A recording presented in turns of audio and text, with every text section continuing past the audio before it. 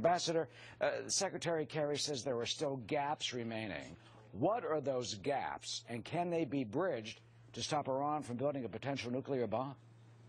Well, I don't think that's the purpose of the negotiation from Iran's point of view. I think their purpose is to get free of the economic sanctions and have an unimpeded path on their nuclear program to weaponize when they choose to. And I think they're very close to achieving that. I think this is a signal, although he wouldn't put it this way, but a signal by Secretary Kerry that he's prepared to make some more concessions. I think the administration remains desperate to get a deal, and while I don't think the deadline is more than a deadline from a cosmetic point of view, I think they are worried about the opposition in Congress that's building.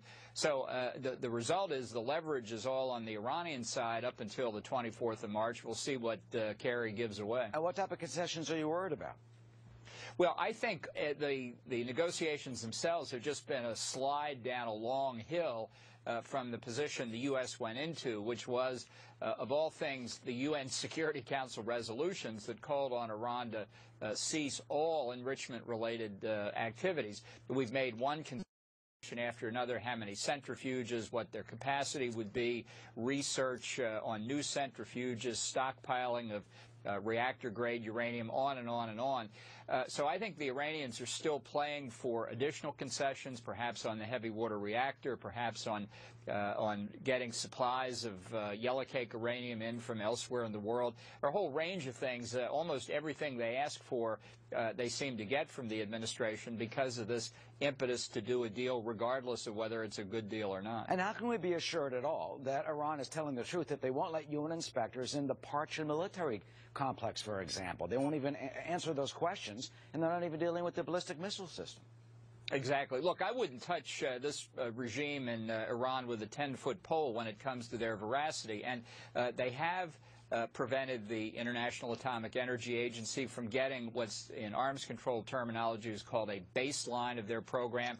You rightly say on two critical aspects, the weaponization work at Parchin and the delivery system for the weapon, the ballistic missile program. We don't have any substance, at least as far as we know of, in this agreement at all. So these two critical elements are completely outside the deal. And I have no doubt that, as they have done the last 25 years, Iran is actively working to conceal other aspects of their nuclear program that we don't know about. And finally, in 48 hours, one of the harshest critics of the regime, who does believe they're trying to build a nuclear bomb, Israeli Prime Minister Benjamin Netanyahu, goes to the polls. Ambassador, what happens if he loses?